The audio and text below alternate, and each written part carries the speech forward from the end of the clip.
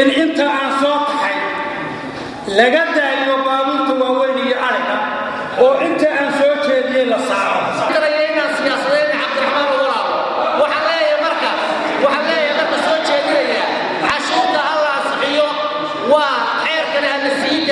mudanayaasha golaha wakiilada Somaliland ee kalfadhigooda ay maanta yeesheen isla markaana uu shir gudoominayay gudoomiyaha golaha wakiilada Somaliland mudane Cabdiraxmaan Maxamed Cabdilaahi Cabdiraxmaan Cirra iyo mudanayaasha ay maanta kaga doodayeen xeerka horumarinta wadooyinka oo soo gudbisay wasaaradda madaxtooyada Somaliland iyadoo xeerkaasina uu maanta dood xasaasi ka dhexdhaliyay mudanayaasha golaha wakiilada Somaliland mudanayaasha ayaa badankooda ka soo horjeestay cashuurta kordhinta lagu sameeyay bay'an xoolaha dalka laga dhoofiyo iyo ganacsatada gaadiidleyda ah iyagoona sheegay in cashuur kasto lagu kordhiyo ganacsatada uu culayska weyn uu fuulayo isla markaana ay ganacsatadu iyagu ka soo saarayaan cashuurtaasi lagu kordhiyay dadka iyagu marqumaalka ah ee soo saara nolol maalmeedkooda isla markaana taasina ay caqabad weyn ku noqonayso bulshada iyagu aan awoodin inay cashuurtaasi iska bixiyaan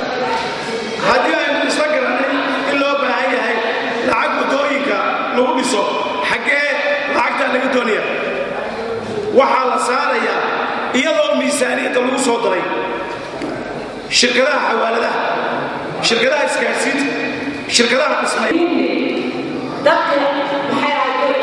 ganacsatada shirka la saaro inay saaraan dadka masaakiinta seconded wuxuu igu yidhi annagu dad masaakiin oo lacag saarnaya gawaarida waxa kiraysta iyo tijaab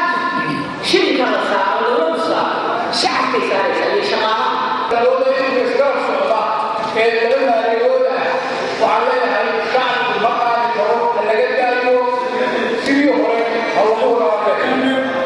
halka mudanayaal kalena ay iyaguna qabeen raykaasi ka duwan xeerkan hor yaala mudanayaasha golaha wakiilada Somaliland ee ah xeerka horumarinta wadooyinka Somaliland oo isagu dood xasaasi ka hor dhaliyay mudanayaasha golahaasi ayaan la garanaynin halka uu ku dambeyn doono xeerkaasi